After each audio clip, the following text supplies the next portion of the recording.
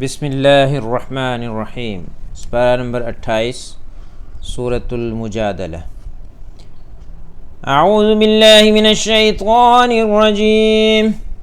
बिस्मिल्लाहिर्रहमानिर्रहीम। क़द समिअल्लाहु क़ौलल्लती तुजादिलुका फ़ी ज़ौजिहा व तश्तकी इलल्लाहि वल्लाहु यस्मअु तहावुरकुमा इन्नल्लाह समीउन बसीर। الذين يظاهرون منكم من نسائهم ما هن أمهاتهم إن أمهاتهم إلا اللائي ولدنهم وإنهم ليقولون منكرا من القول وزورا وإن الله لعفو غفور. والذين يظاهرون من نسائهم ثم يعودون لما قالوا فتحرير رقبة من قبل أن يتماسا ذلكم توعظون به والله بما تعملون خبير.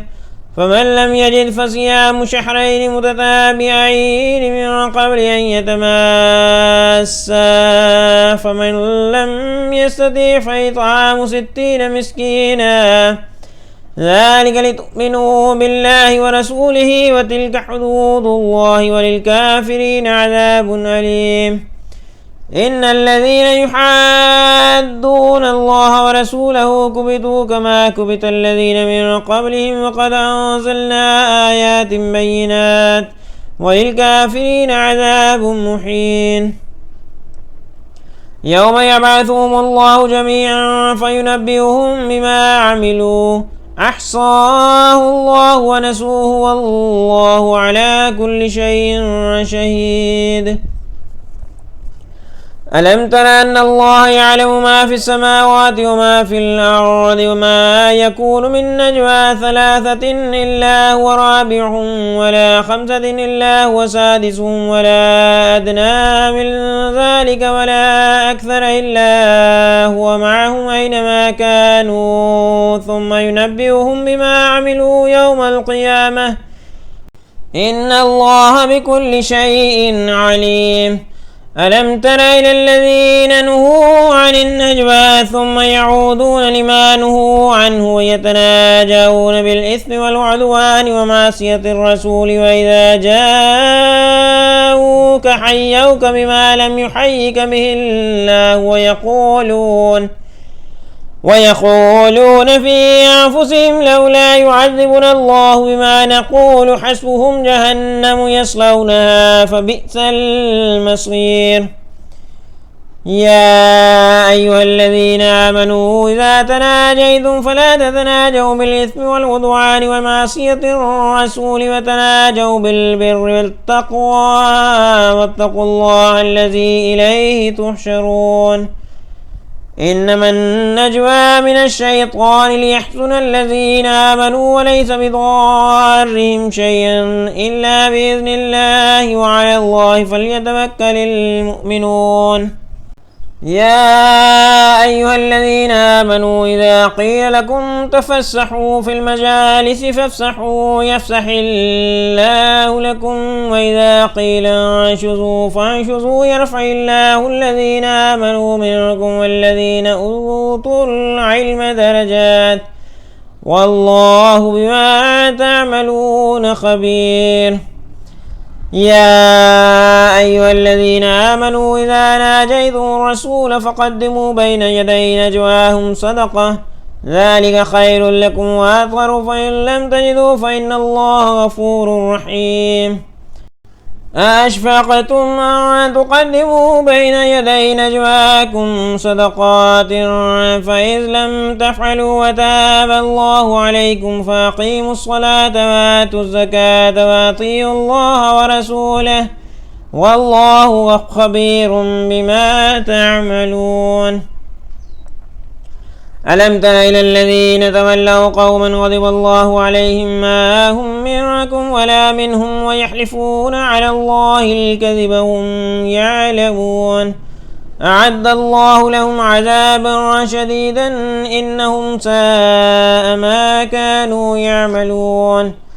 اتخذوا أيمانهم جنة فصدوا عن سبيل الله فلهم عذاب مهين لا تغني عنهم أموالهم ولا أولادهم من الله شيئا أولئك أصحاب النار هم فيها خالدون يوم يبعثهم الله جميعا فيحلفون له كما يحلفون لكم ويحسبون أنهم على شيء ألا إنهم هم الكاذبون استحوذ عليهم الشيطان فأنساهم ذكر الله أولئك حزب الشيطان ألا إن حزب الشيطان هم الخاسرون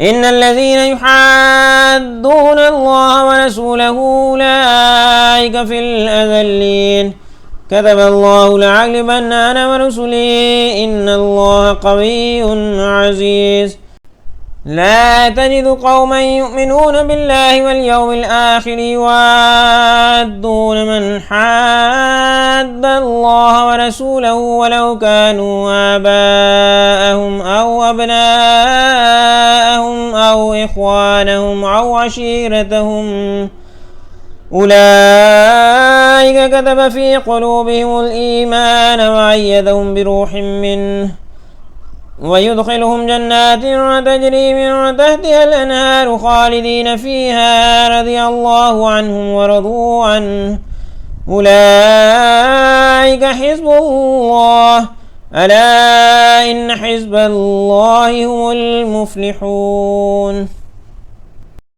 سورة الحشر. بسم الله الرحمن الرحيم. سبح لله ما في السماوات وما في الأرض وهو العزيز الحكيم.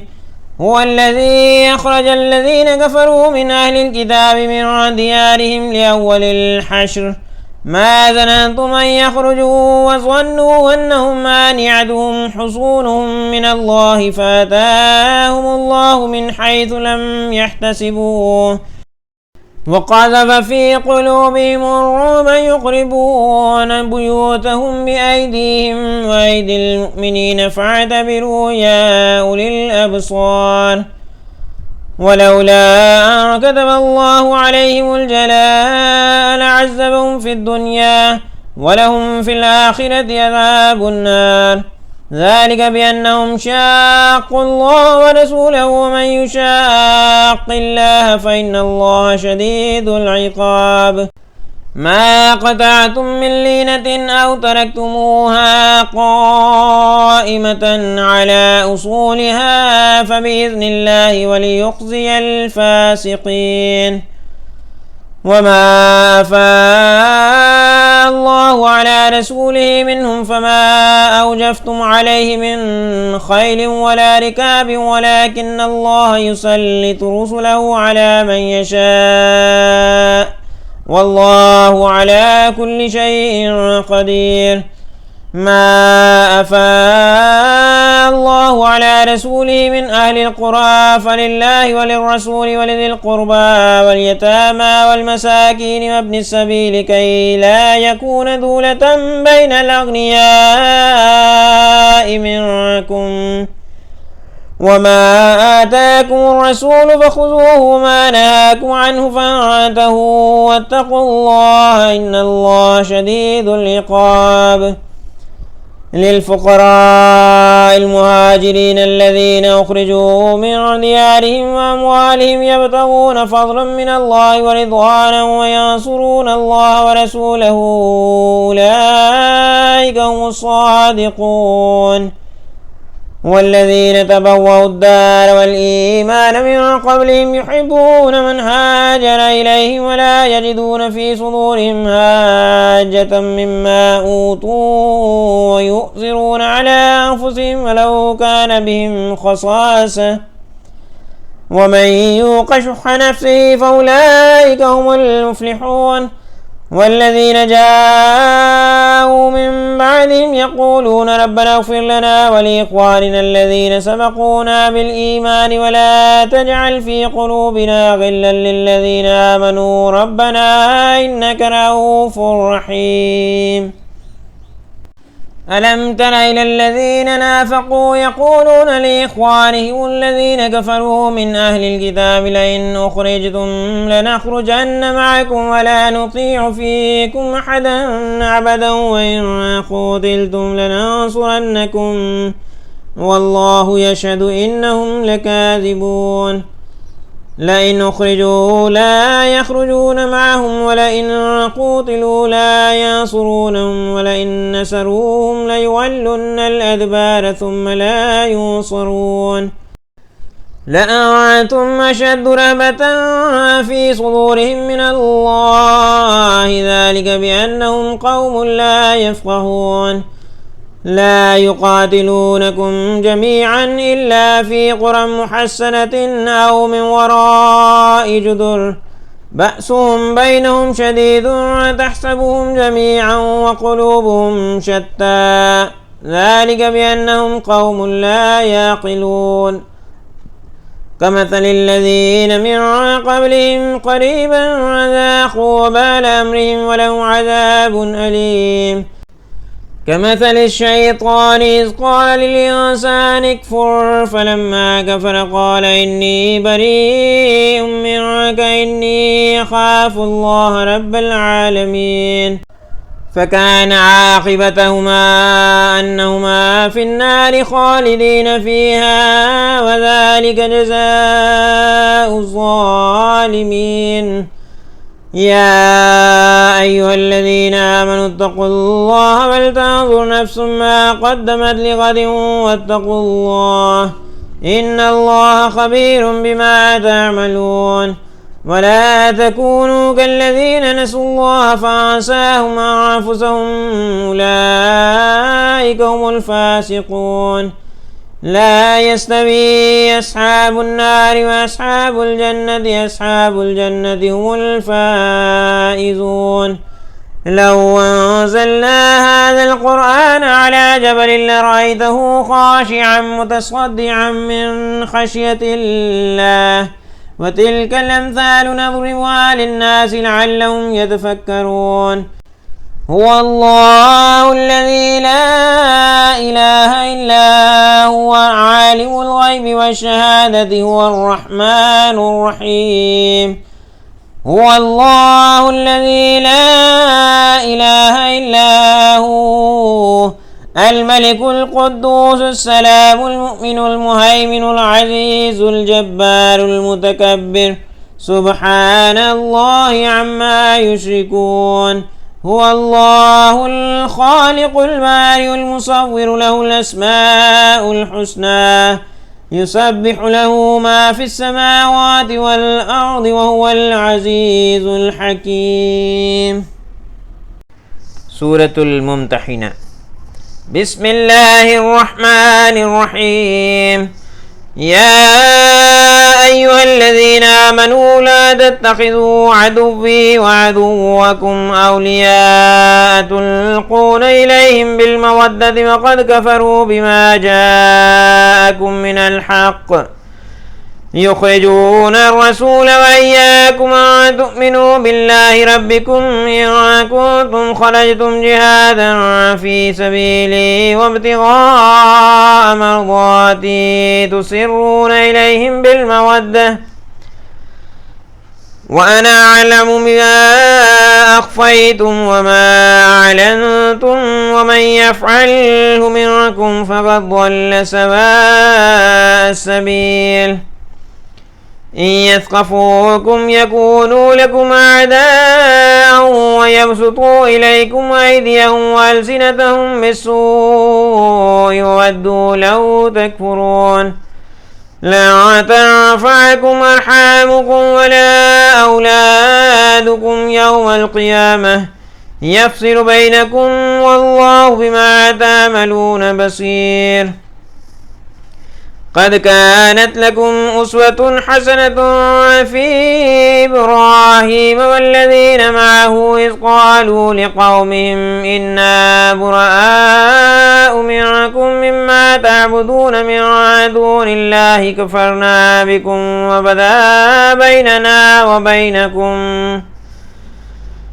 وبدا بيننا وبينكم العداوة والبغضاء أبدا حتى تؤمنوا بالله وحده إلا قول إبراهيم لأبيه لأستغفرن لك فما أملك لك من الله من شيء ربنا عليك توكلنا وإليك أنبنا وإليك المصير ربنا لا تجعلنا فتنة للذين كفروا واغفر لنا ربنا إنك أنت العزيز الحكيم لقد كان لكم فيهم أسوة حسنة لمن كان يرجو الله واليوم الآخر ومن يتول فإن الله هو الغني الحميد عسى الله أن يجعل بينكم وبين الذين عاديتم منهم مودة والله قدير والله غفور رحيم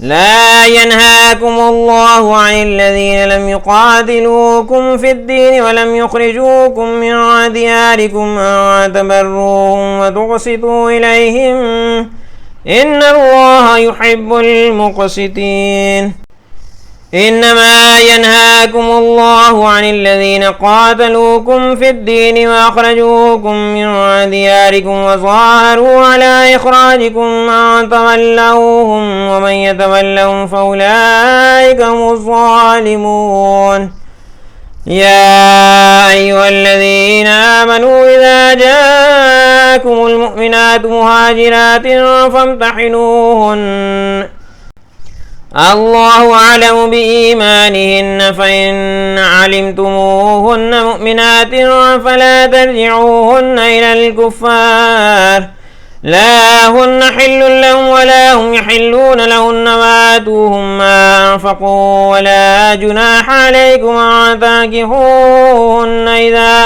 آتيتموهن أجورهن ولا تمسكوا بعصم الكوافر واسألوا ما أنفقتم وليسألوا ما أنفقوا ذلكم حكم الله يحكم بينكم والله عليم حكيم وإن فاتكم شيء من أزواجكم إلى الكفار فعاقبتم فآتوا الذين ذهبت أزواجهم مثل ما أنفقوا واتقوا الله الذي أنتم به مؤمنون يا أيها النبي إذا جاءك المؤمنات يبايعنك على أن لا يشركن بالله شيئا ولا يسرقن ولا يزنين ولا يقتلن أولادهن ولا يأتين ببهتان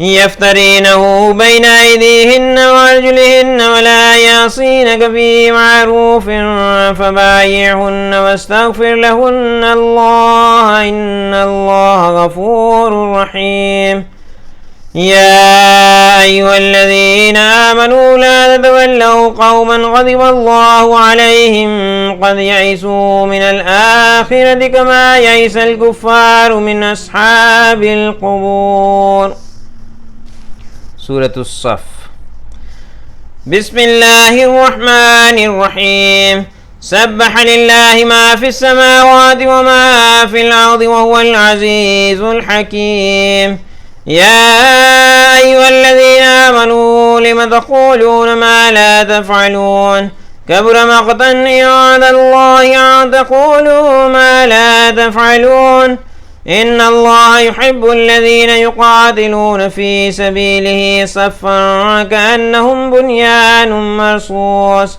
وإذ قال موسى لقومه يا قوم لم تؤذونني وقد تعلمون أني رسول الله إليكم فلما زاغوا وزاغ الله قلوبهم والله لا يهدي القوم الفاسقين وإذ قال عيسى ابن مريم يا بني إسرائيل إني رسول الله إليكم مصدقا لما بين يدي من التوراة ومبشرا برسول يأتي من بعد اسمه أحمد فلما جاءهم بالبينات قالوا هذا سحر مبين ومن أظلم ممن افترى على الله الكذب وهو يدعى إلى الإسلام والله لا يهدي القوم الظالمين يريدون ليطفئوا نور الله بأفواههم والله متم نوره ولو كره الكافرون هو الذي أرسل رسوله بالهدى ودين الحق ليظهره على الدين كله ولو كره المشركون يا أيها الذين آمنوا هل أدلكم على تجارة تنجيكم من عذاب أليم تؤمنون بالله ورسوله وتجاهدون في سبيل الله بأموالكم وأنفسكم ذلكم خير لكم إن كنتم تعلمون يغفر لكم ذنوبكم ويدخلكم جنات تجري من تحتها الأنهار ومساكن طيبة في جنات عدن ذلك الفوز العظيم وأخرى تحبونها نصر من الله وفتح قريب وبشر المؤمنين يا أيها الذين آمنوا كونوا أنصار الله كما قال عيسى ابن مريم للحواريين من أنصاري إلى الله قال الحواريون نحن أنصار الله فآمنت طائفة من بني إسرائيل وكفرت طائفة فأيدنا الذين آمنوا على عدوهم فأصبحوا ظاهرين. سورة الجمعة. بسم الله الرحمن الرحيم. يسبح لله ما في السماوات وما في الأرض الملك القدوس العزيز الحكيم هو الذي بعث في الأميين رسولا منهم يتلو عليهم آياته ويزكيهم ويعلمهم الكتاب والحكمة وإن كانوا من قبل لفي ضلال مبين وآخرين منهم لما يلحقوا بهم وهو العزيز الحكيم ذلك فضل الله يؤتيه من يشاء والله ذو الفضل العظيم مثل الذين حملوا التوراة ثم لم يحملوها كمثل الحمار يحمل أسفارا بئس مثل القوم الذين كذبوا بآيات الله والله لا يهدي القوم الظالمين قل يا أيها الذين هادوا إن زعمتم أنكم أولياء لله من دون الناس فتمنوا الموت إن كنتم صادقين ولا يتمنونه أبدا بما قدمت أيديهم والله عليم بالظالمين قل إن الموت الذي تفرون منه فإنه ملاقيكم ثم تردون إلى عالم الغيب والشهادة فينبئكم بما كنتم تعملون يا أيها الذين آمنوا إذا نودي للصلاة من يوم الجمعة فاسعوا إلى ذكر الله وذروا البيع ذلكم خير لكم إن كنتم تعلمون فإذا قضيت الصلاة فانتشروا في الأرض وابتغوا من فضل الله واذكروا الله كثيرا لعلكم تفلحون وإذا رأوا تجارة أو لهوا انفضوا إليها وتركوك قائما قل ما عند الله خير من اللهو ومن التجارة والله خير الرازقين. سورة المنافقون. بسم الله الرحمن الرحيم. إذا جاءك المنافقون قالوا نشهد إنك لرسول الله والله يعلم إنك لرسوله والله يشهد إن المنافقين لكاذبون اتخذوا أيمانهم جنة فصدوا عن سبيل الله إنهم ساء ما كانوا يعملون ذلك بأنهم آمنوا ثم كفروا فطبع على قلوبهم فهم لا يفقهون وإذا رأيتهم تعجبك أجسامهم وإن يقولوا تسمع لقولهم كأنهم خشب مسندة يحسبون كل صيحة عليهم هم العدو فاحذرهم قاتلهم الله أنى يؤفكون وإذا قيل لهم تعالوا يستغفر لكم رسول الله لووا رؤوسهم ورأيتهم يصدون وهم مستكبرون سواء عليهم أستغفرت لهم أم لم تستغفر لهم لن يغفر الله لهم إن الله لا يهدي القوم الفاسقين هم الذين يقولون لا تنفقوا على من عند رسول الله حتى ينفضوا ولله خزائن السماوات والأرض ولكن المنافقين لا يفقهون يقولون لئن رجعنا إلى المدينة ليخرجن الأعز منها الأذل ولله العزة ولرسوله وللمؤمنين ولكن المنافقين لا يعلمون يا أيها الذين آمنوا لا تلهكم أموالكم ولا أولادكم عن ذكر الله ومن يفعل ذلك فأولئك هم الخاسرون وأنفقوا مما رزقناكم من قبل أن يأتي أحدكم الموت فيقول رب لولا أخرتني إلى أجل قريب فأصدق وأكن من الصالحين ولن يؤخر الله نفسا إذا جاء أجلها والله خبير بما تعملون. سورة التغابن.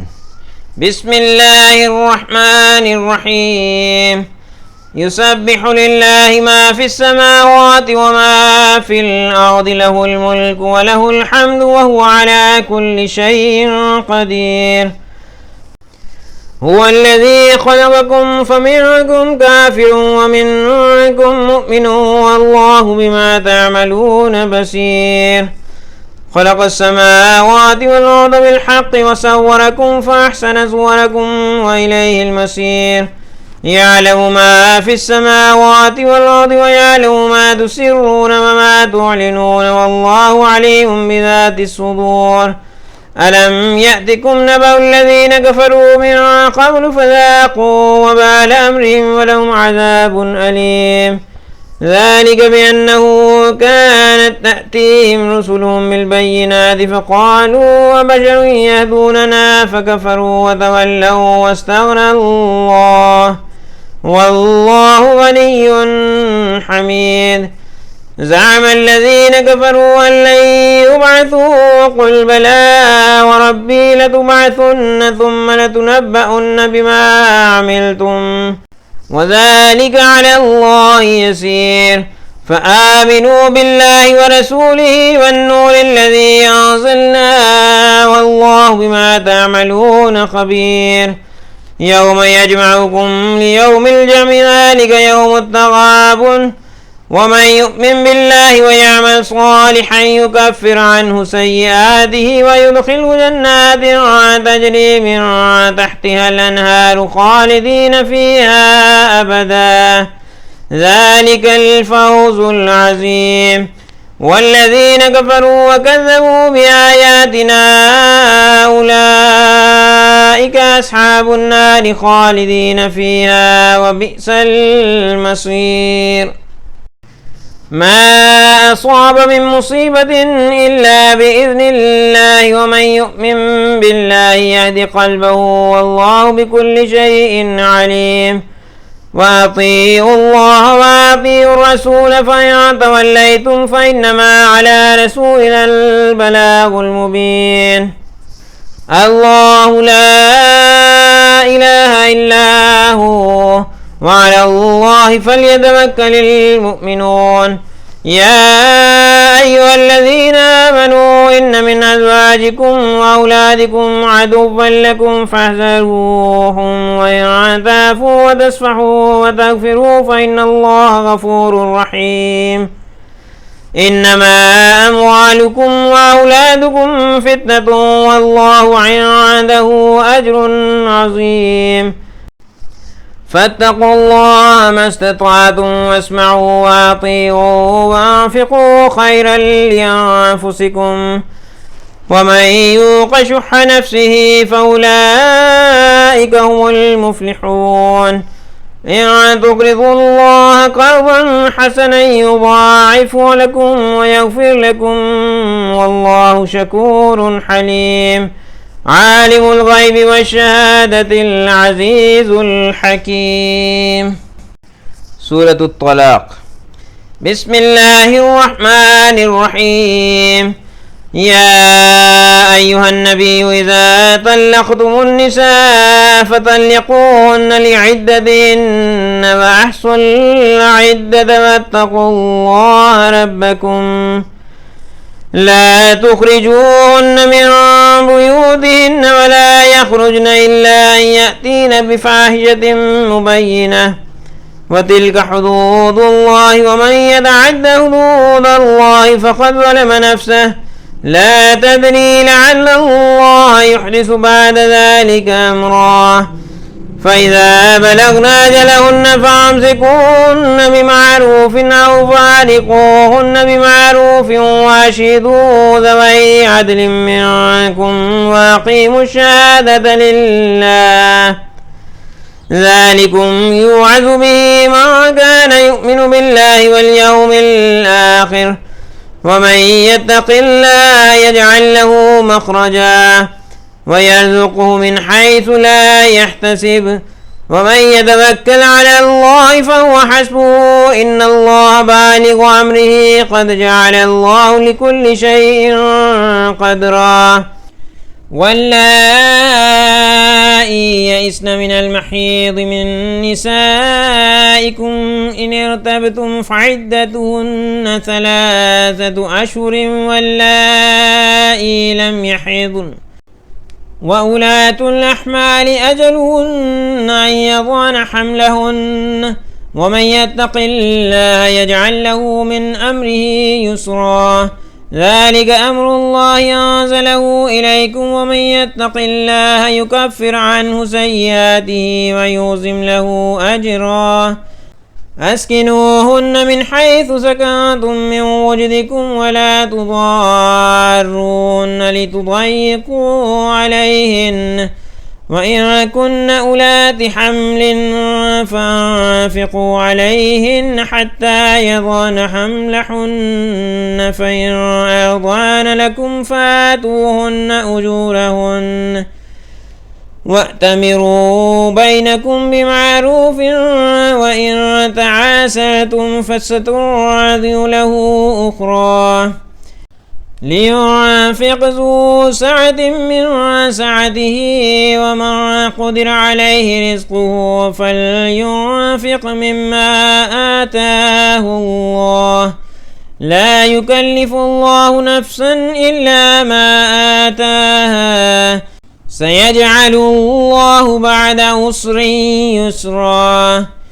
وكأي من قرية عتت عن أمر ربها ورسله فحاسبناها حسابا شديدا وعذبناها عذابا نكرا فذاقت وبال أمرها وكان عاقبة أمرها خسرا.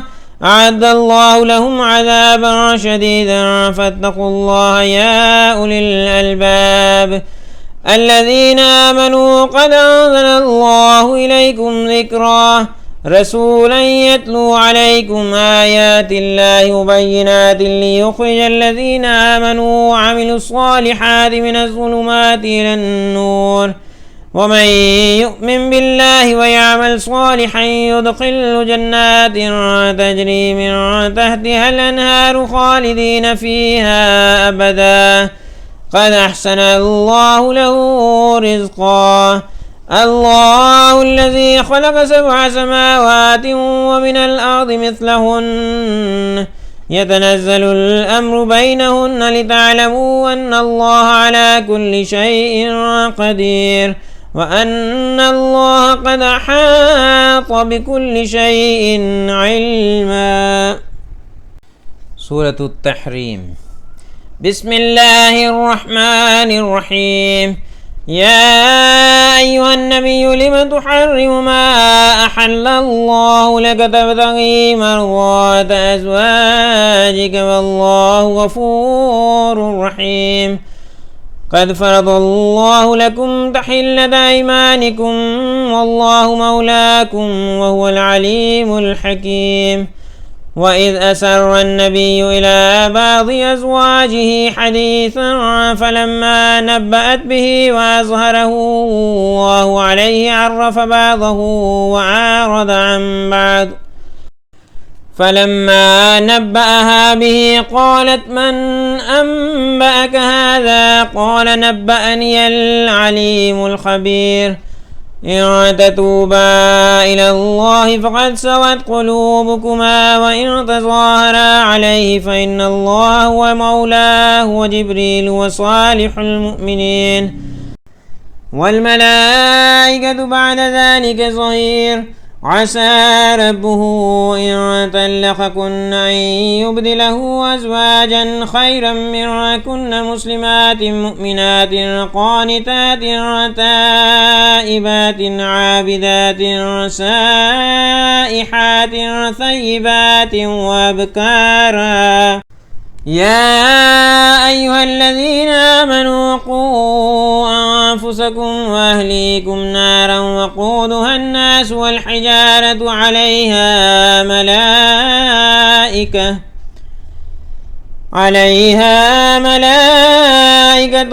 غلاظ شداد لا يعصون الله ما أمرهم ويفعلون ما يؤمرون.